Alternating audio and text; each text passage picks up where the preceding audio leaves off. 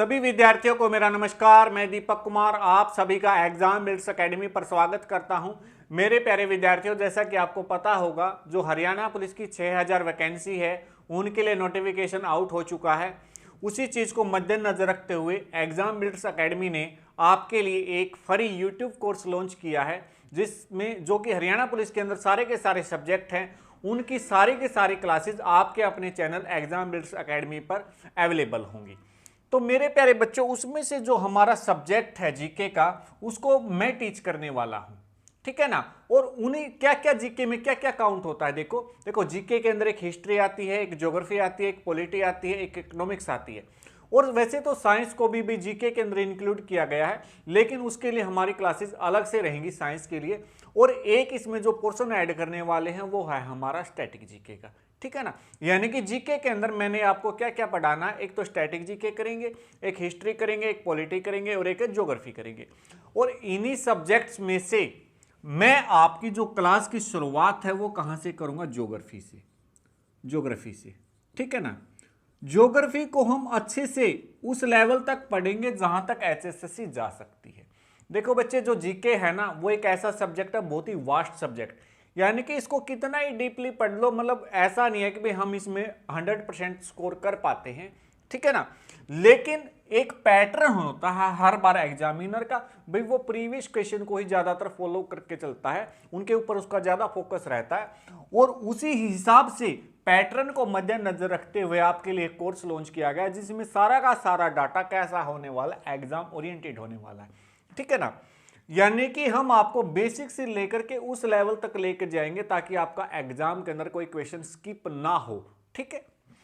देखो भाई, शुरुआत करेंगे हम ज्योग्राफी से। ज्योग्राफी को भी क्या है भाई, दो पोर्शन के अंदर डिवाइड किया गया है, एक तो वर्ल्ड ज्योग्राफी और एक क्या है, इंडिया ज्योग्राफी, ठीक है। जो दोनों की दोनों ज्योग्राफी है, उसमें हमको कैसे किस तरीके से पढ़ना है भाई। अगर मेरा ये मानना कि अगर ज्योग्राफी को मैप के साथ पढ़ा जाए तो वो ज़्यादा इजीली रहती है, क्योंकि हमें प्रैक्टिकली पता होता है कि भी कोई चीज़ कहाँ पर लोकेट है, कहाँ पर वो लाई करती है अर्थ के ऊपर। उस हिसाब से हम उसको एक प्रकार से रट्टा लगाने या याद करने की बजाय अगर माइंड में एक इमेज बन जाए तो उसको याद करना और ज़्यादा ईजी हो जाता है, ठीक है ना। चलो भाई, भूगोल यानी कि ज्योग्राफी। देखो भाई, जो भूगोल है वो सबसे पहले वर्ड किसके माइंड में आया था, इराटोस्थेनीज। यानी कि भूगोल शब्द की खोज किसने की थी, भूगोल शब्द का प्रयोग किसने किया था सबसे पहले, वो किया था इराटोस्थेनीज ने, ठीक है ना। और इराटोस्थेनीज को फादर ऑफ ज्योग्राफी यानी कि भूगोल का पिता भी कहा जाता है, ठीक है ना। क्या कहा जाता है इसको, भूगोल का पिता, ठीक है। फादर ऑफ ज्योग्राफी किसको कहा जाता है भाई, इराटोस्थेनीज को कहा जाता है। और भूगोल वर्ड भी सबसे पहले यही लेकर के आए थे, ठीक है ना। भाई देखो, जो ज्योग्राफी है भाई, वो उसकी शुरुआत होती है कहां से, ब्रह्मांड से। कुछ बच्चे क्या करते हैं, इसको डायरेक्ट सौरमंडल से पढ़ना स्टार्ट करते हैं, ठीक है ना। ब्रह्मांड क्या होता है ब्रह्मांड भाई, देखो हम जिसमें रह रहे हैं वो क्या है, एक ब्रह्मांड है, ठीक है ना। यानी कि ब्रह्मांड के किसी छोटे से कोने के अंदर हम हैं। ब्रह्मांड की क्या डेफिनेशन है भाई, छोटी से छोटी चीजों से लेकर के विशाल आकाश गंगाओं तक के रूप को मिला करके जो बना है वो क्या बना है, हमारा ब्रह्मांड, ठीक है ना। देखो ब्रह्मांड की क्या डेफिनेशन है, ब्रह्मांड यूनिवर्स, छोटे छोटे अणु यानी कि पार्टिकल, छोटे छोटे अणु से लेकर के विशालतम आकाशगंगा, बड़ी से बड़ी आकाश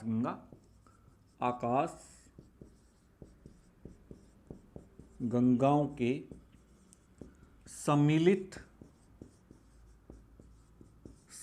रूप को आकाश गंगा कहते हैं, और सम्मिलित रूप को ब्रह्मांड कहते हैं, ठीक है ना भाई। सम्मिलित रूप को क्या कहते हैं, ब्रह्मांड, छोटे छोटे से अणु से लेकर के विशालतम गंगाओं के, ठीक है ना। देखो, मैं आपको पहले क्या करता हूं, एक ऑर्डर बता देता हूं भाई पूरे ब्रह्मांड के अंदर हम कहां और कैसे लाई करते हैं, फिर उसके बाद हम हर एक चीज को डिस्कस करते हुए चलेंगे। मैंने बताया ब्रह्मांड के में क्या भाई छोटे छोटे पार्टिकल से लेकर बड़ी बड़ी आकाश गंगाओं के सम्मिलित रूप को क्या कहा जाता है, ब्रह्मांड। ठीक है ना। चलो,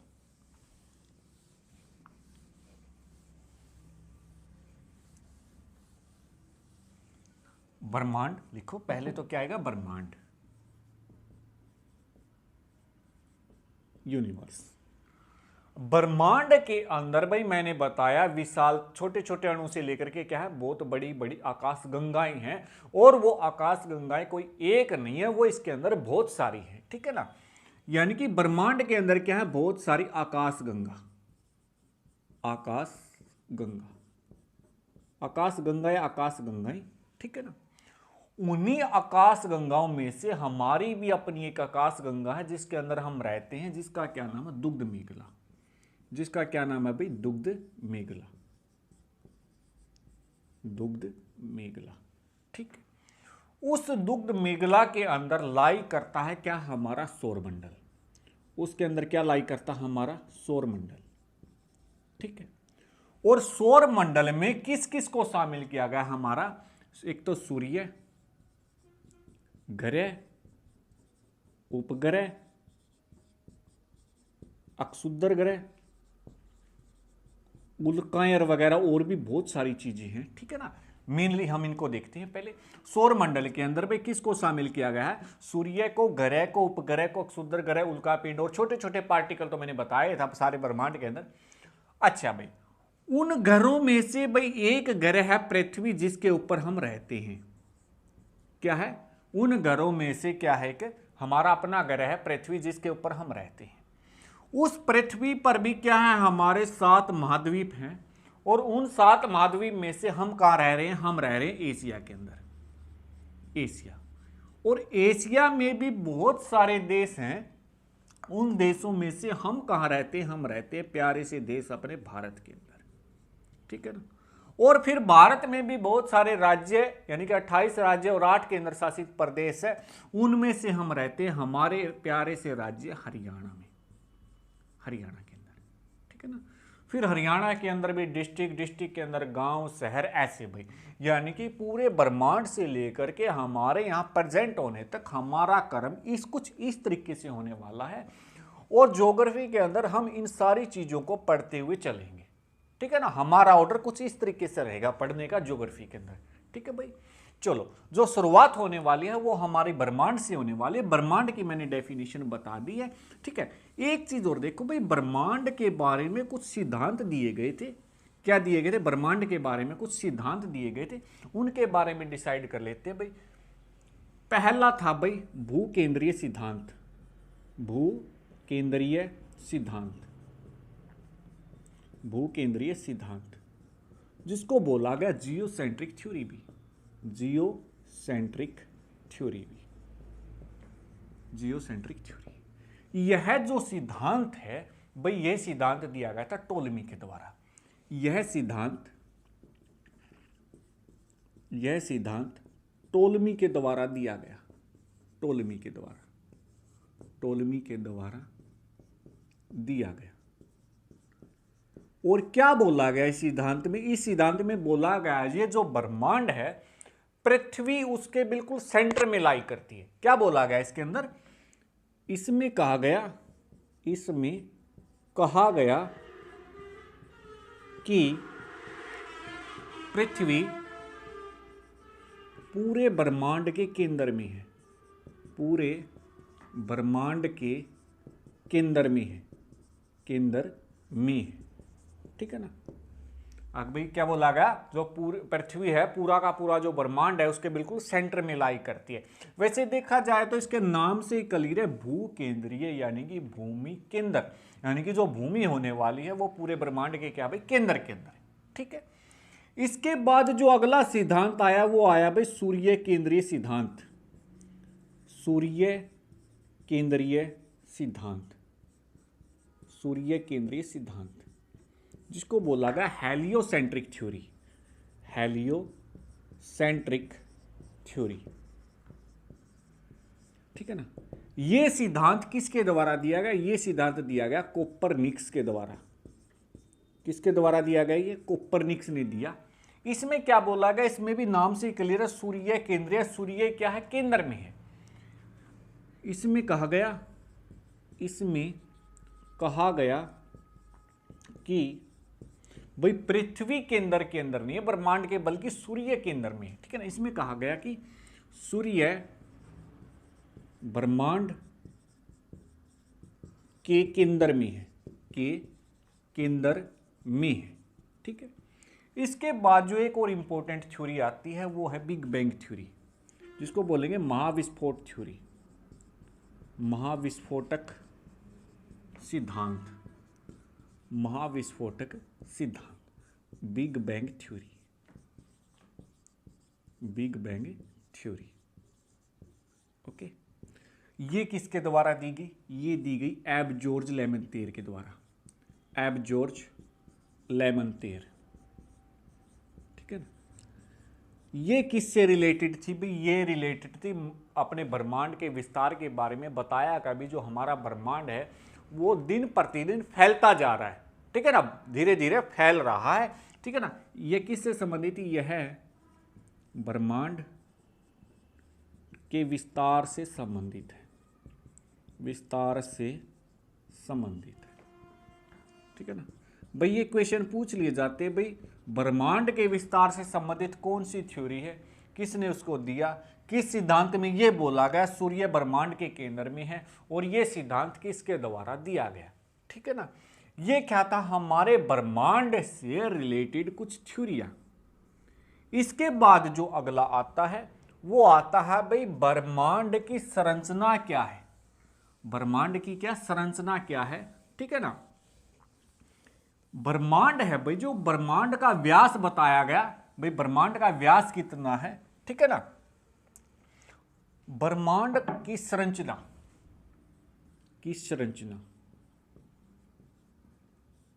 ब्रह्मांड की संरचना क्या बताया गया इसमें? इसमें कहा गया भाई जो ब्रह्मांड की संरचना है, ब्रह्मांड का व्यास 10⁸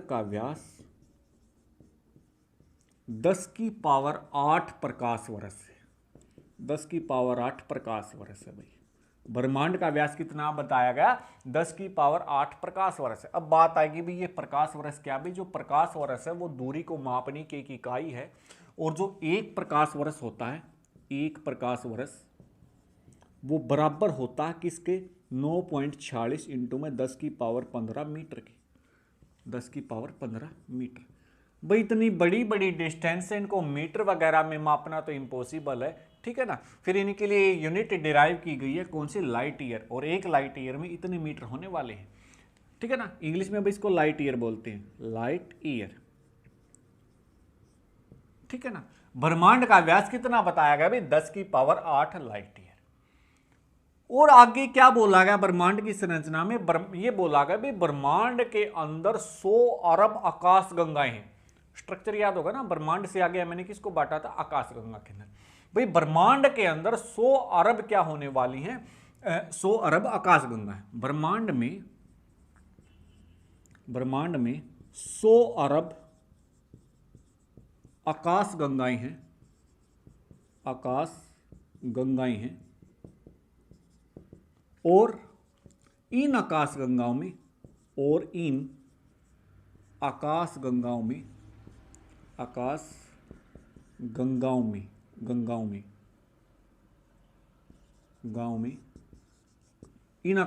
में यानी कि प्रत्येक आकाश गंगा में 100 अरब तारे हैं, 100 अरब तारे हैं, 100 अरब तारे हैं। भाई हमारा क्या है? एक ब्रह्मांड है। उस ब्रह्मांड के अंदर क्या बता कि ये हमारा क्या पूरा ब्रह्मांड है। ब्रह्मांड के अंदर बहुत सारी क्या आकाश गंगाएं हैं। उन आकाश गंगाओं में क्या है? प्रत्येक में 100 के अरब तारे। ठीक है ना। और मैंने जैसे वो स्ट्रक्चर बताया था उसमें बताया था कि भाई उन्हीं में से जो हमारी अपनी आकाश गंगा है वो क्या है? उसका नाम है दुग्ध मेघला। उसका क्या नाम है भाई? दुग्ध मेघला। ठीक है ना। देखो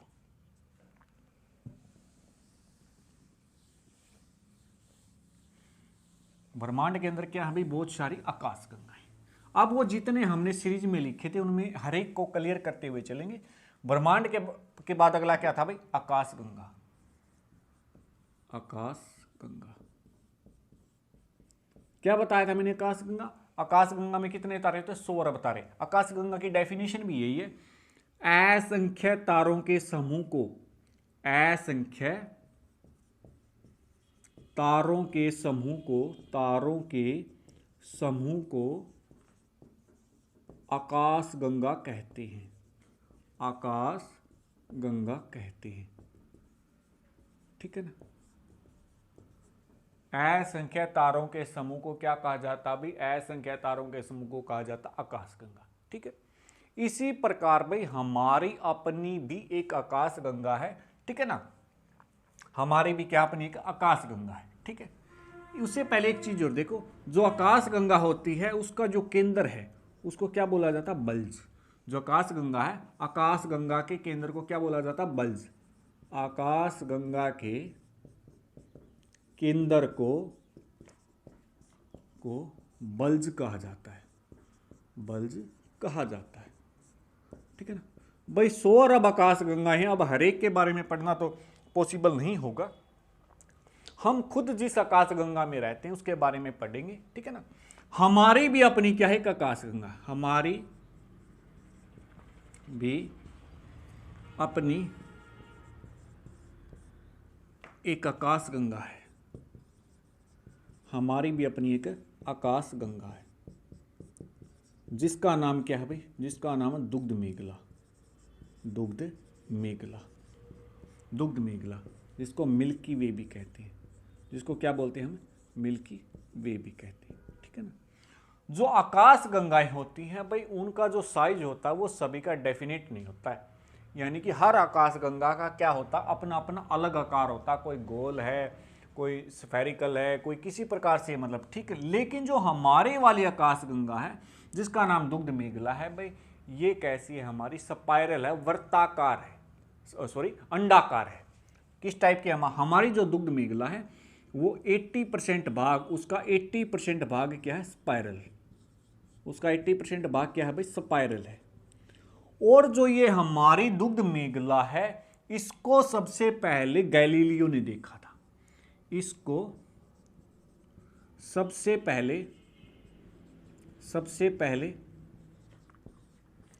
पहले गैलीलियो ने देखा था।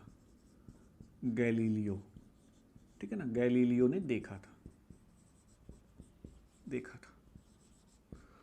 अब जैसे मैंने बताया था, ये हमारा ब्रह्मांड है, इसके अंदर बहुत सारी आकाश गंगाएं हैं। और मान लिया हमारी आकाशगंगा है भाई, इस आकाशगंगा में हमारी भी कोई पड़ोस में लगती होगी, कोई दूसरी आकाशगंगा। इससे क्वेश्चन पूछ लिया जाता है भाई, जो हमारी आकाशगंगा है उसकी जो निकटतम आकाशगंगा, उसका नाम क्या? एंड्रोमेडा।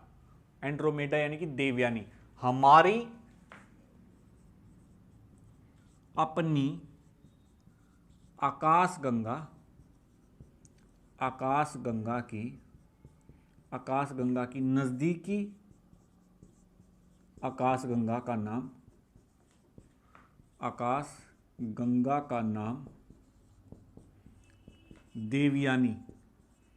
देवयानी या फिर एंड्रोमेडा भी लिखा मिल सकता है। एंड्रोमेडा है। और जो रिसेंटली नई आकाशगंगा खोजी गई है भाई, उसका नाम क्या है? उसका नाम है ड्वार्फ।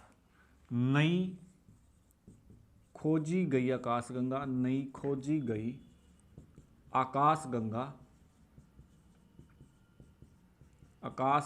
का नाम, नई आकाशगंगा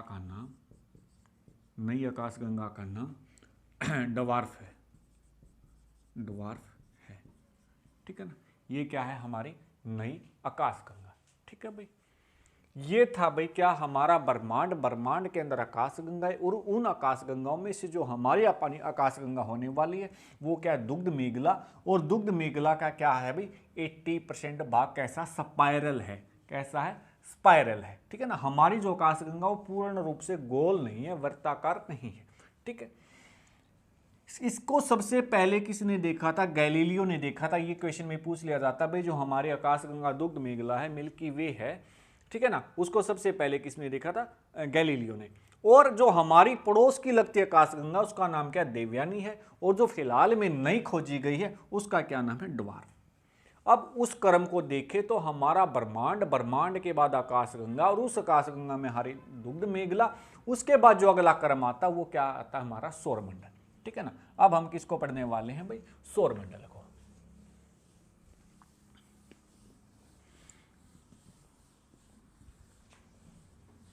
जितने भी पॉइंट बताए गए हैं सारे के सारे प्रीवियस से किसी ना किसी एग्जाम में पूछे गए हैं। हर एक पॉइंट को साथ के साथ करते हुए चलना भाई, ऐसा ना हो किसी भी पॉइंट को अपनी मर्जी से ना इंपॉर्टेंट मान करके उसको स्किप कर दो।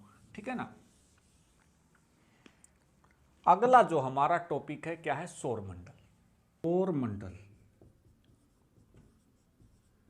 यानी कि सोलर सिस्टम। सोलर सिस्टम क्या डेफिनेशन है भाई इसकी? सूर्य के चारों ओर, सूर्य के चारों ओर चक्कर लगाने वाले, सूर्य के चारों ओर चक्कर लगाने वाले कौन कौन? ग्रह, उपग्रह, अक्षुद्र ग्रह, अक्षुद्र ग्रह व अन्य सभी आकाशीय पिंड, व अन्य सभी आकाशीय पिंड के सम्मिलित रूप को, अन्य सभी आकाशीय पिंड के सम्मिलित रूप को, के सम्मिलित रूप को सौरमंडल कहते हैं। को क्या कहते हैं? सौरमंडल। ठीक है ना भाई। सौरमंडल के अंदर किस किस को काउंट किया गया भाई? जो सूर्य के चारों ओर चक्कर लगा रहे हैं, कौन कौन? ग्रह हैं, उपग्रह हैं, अक्षुद्र ग्रह हैं, इन सभी चीजों को किसके अंदर काउंट किया गया? सौरमंडल के अंदर। ठीक है ना। इसके बाद जो अगला है भाई सूर्य, इसमें किसको काउंट करेंगे? देखो सूर्य कैसे सौरमंडल क्या है? जैसे ये सूर्य है, ये सूर्य है, इसके चारों ओर कौन चक्कर लगा रहे? इसके चारों ओर चक्कर लगा रहे ग्रह, ग्रहों के चारों ओर चक्कर लगा रहे कौन? उपग्रह, उपग्रह। ठीक है ना। और इसके बाद क्या बच के भाई? छोटे छोटे जो आकाशीय पिंड है वो सारे के सारे किसके अंदर काउंट किए गए? सौरमंडल के अंदर।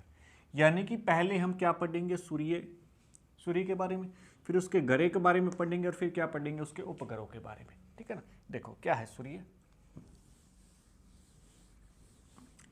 भाई। पहली बात, सूर्य है एक तारा।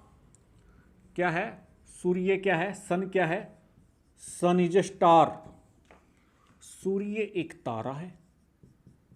सूर्य एक क्या है? तारा, जो सौरमंडल का प्रधान भी है। सूर्य को क्या बताया गया? सौरमंडल का प्रधान है, ब्रह्मांड का प्रधान नहीं है, सौरमंडल का प्रधान है। ठीक है ना। सूर्य एक तारा है जो सौरमंडल का प्रधान है, जो सौरमंडल का प्रधान है। ठीक है ना। मुखिया है, ऐसा कह सकते हैं। जितना भी हमारा जो आकाश गंगा है पूरे के पूरे ब्रह्मांड का भाई सौरमंडल क्या नाम है? द्रव्यमान, सौरमंडल का, सॉरी, सौरमंडल का जितना भी द्रव्यमान है वो 99.9 सूर्य के अंदर निहित है। ठीक है ना। कैसे बोलोगे? सौरमंडल का, सौरमंडल का 99.9% द्रव्यमान, द्रव्यमान सूर्य में निहित है, सूर्य में निहित है। कहने का मतलब ये है, अगर हमारे पूरे सौरमंडल का मास 100 किलो है तो 99.9 केजी अकेला किसका है? सूर्य का है। ठीक है ना। चलो भाई, क्या बताया मैंने? सूर्य एक तारा है। तारा क्या होता है भाई? तारे की क्या डेफिनेशन है? तारा, तारा वो होता है जिसके पास खुद का प्रकाश हो। तारा की क्या डेफिनेशन है? जिसके पास, जिसके पास खुद का प्रकाश हो, जिसके पास खुद का प्रकाश हो, वो क्या कहलाता है भाई? वो तारा कहलाता है। ठीक है ना। ओके।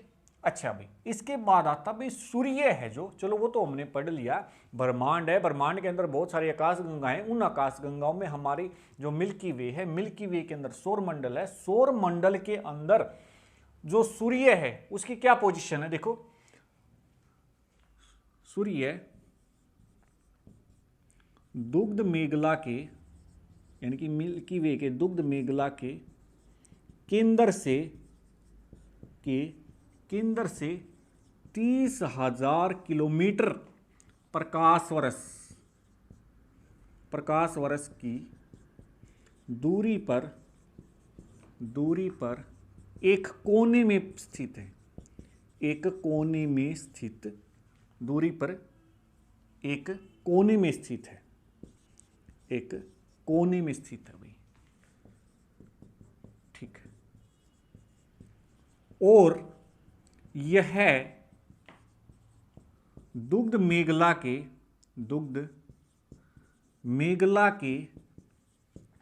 केंद्र के चारों ओर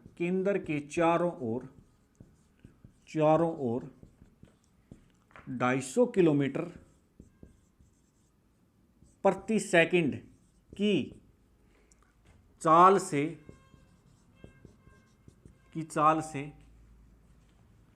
चक्कर काट रहा है। और कैसे काट रहा है, मतलब किस डायरेक्शन में घूम रहा है? दक्षिणावर्त, पश्चिम से पूर्व काट रहा। कैसे? दक्षिणावर्त यानी कि वेस्ट टू ईस्ट चक्कर काट रहा है। और यह अपना एक चक्कर 25 करोड़ वर्ष में पूरा करता है, जिसको ब्रह्मांड वर्ष बोला जाता है, ठीक है ना। यह अपना एक चक्कर 25 करोड़ वर्ष में पूरा करता है,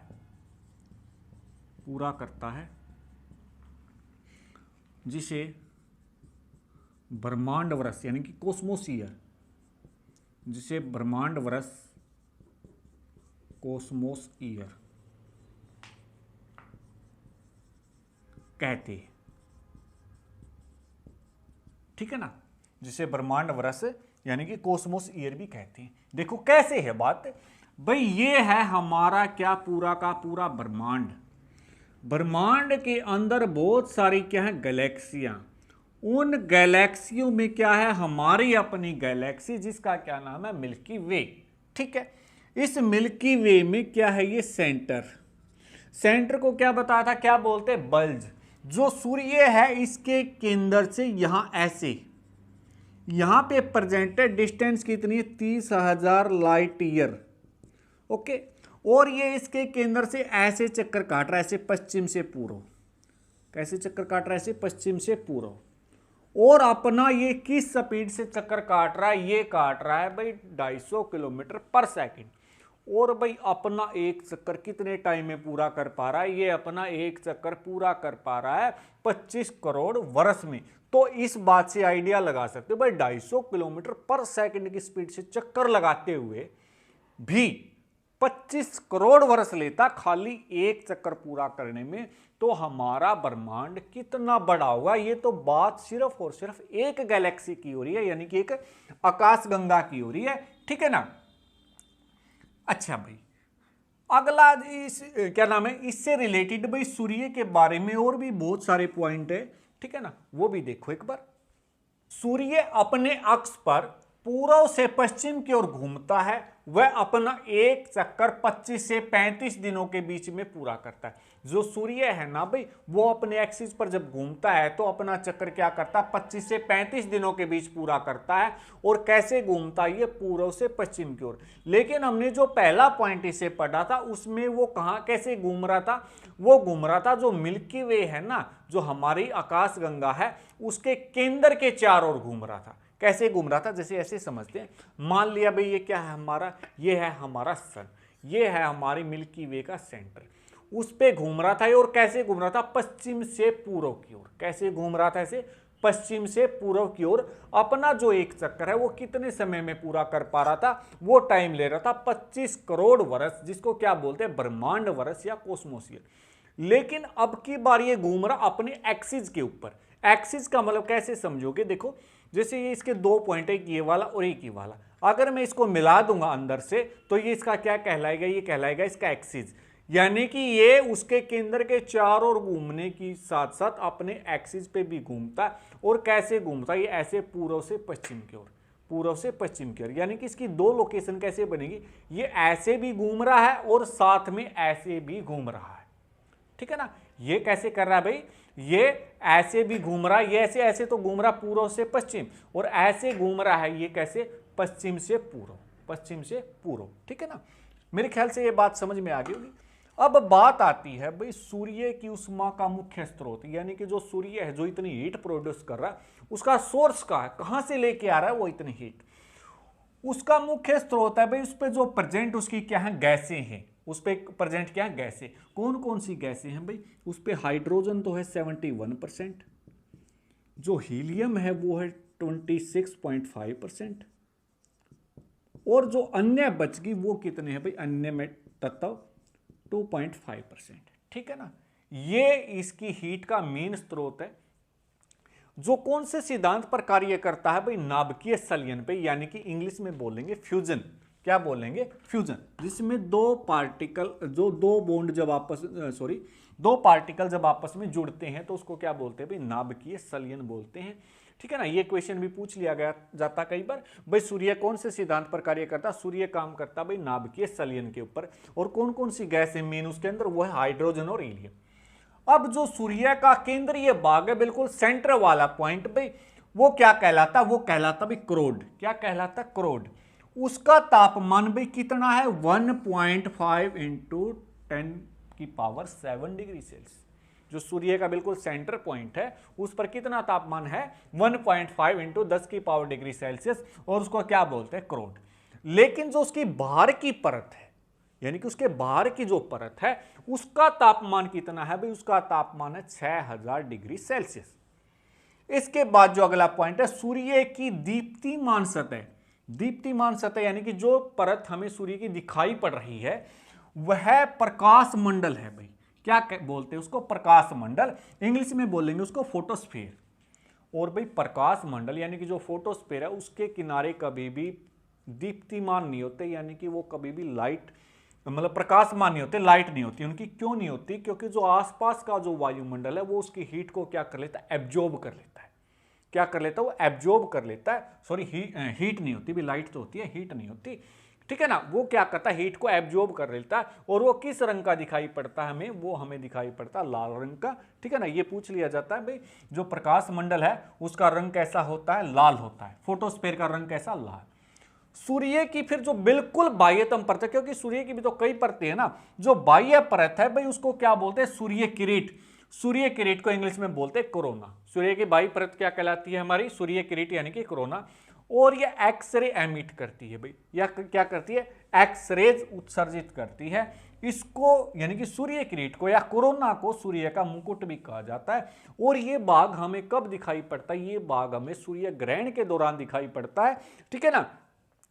सूर्य ग्रहण के दौरान दिखाई पड़ता है। क्या बताया मैंने, सूर्य ग्रहण के दौरान। ये बात तो सुनी होगी कि भाई सूर्य ग्रहण को कभी भी नंगी आंखों से नहीं देखना चाहिए। क्यों नहीं देखना चाहिए, क्योंकि उस टाइम पे हमें उसका कौन सा पोर्शन दिखाई देगा, बाह्य वाला। और बाह्य वाला क्यों क्या कहते हैं, सूर्य किरीट। जो सूर्य किरीट है वो क्या करता है, क्या एमिट करता है, एक्सरेज। और एक्सरेज भाई पता होगा काफी खतरनाक किरणें होती हैं, इसलिए बोलते हैं भाई उस टाइम पे हमें बाहर भी नहीं निकलना चाहिए और नंगी आंखों से भी नहीं देखना चाहिए। जो सूर्य किरीट है, कोरोना है, इसको भाई सूर्य का मुकुट भी बोलते हैं। सूर्य का व्यास, सूर्य का व्यास कितना है भाई, 13,92,000 किलोमीटर है। कितना है, 13,92,000 किलोमीटर, जो पृथ्वी का कितना 110 गुना, जो पृथ्वी का कितना पड़ता है 110 गुना। यानी कि पहली बात तो हमारी अर्थ ही बहुत बड़ी है, और उसका भी 110 गुना क्या है, हमारा सन है, ठीक है। इसके बाद अगला भाई जो ये सौर ज्वाला है उसको हम उत्तरी ध्रुव पर क्या बोलते हैं, उत्तरी ध्रुव पे, नॉर्थ पोल पे तो बोला जाता है उसको ऑरोरा बोरियालिस, और दक्षिणी ध्रुव पर उसको क्या बोलते हैं, ऑरोरा ऑस्ट्रेलिस। सौर ज्वाला को उत्तरी ध्रुव पर क्या बोलते हैं भाई, ऑरोरा बोरेयालिस। वह दक्षिणी ध्रुव पर क्या बोलते हैं, ऑरोरा ऑस्ट्रेलिस। ठीक है। अच्छा भाई, एक बात आती है, जो सूर्य का प्रकाश है भाई वो पृथ्वी तक पहुंचने में कितना टाइम लेता है। जो सूर्य का प्रकाश है भाई पृथ्वी तक पहुंचने में वो टाइम लेता 8 मिनट 16.6 सेकंड, 16.6 सेकंड। ठीक है ना, इतना टाइम लेता है। एग्जाम में हो सकता है आपको 8 मिनट 16 सेकंड भी लिखा मिले, या कई बार 8 मिनट 20 सेकंड भी दे दिया जाता है। ठीक है ना। अच्छा भाई, एक क्वेश्चन और है, सूर्य का जो एक जुड़वा तारा है भाई, सूर्य बताया था, सूर्य क्या है, खुद एक तारा है। और तारा की डेफिनेशन क्या होती है, तारा की होती है भाई जिसके पास खुद की लाइट हो और खुद की हीट हो। ठीक है ना। सूर्य का जुड़वा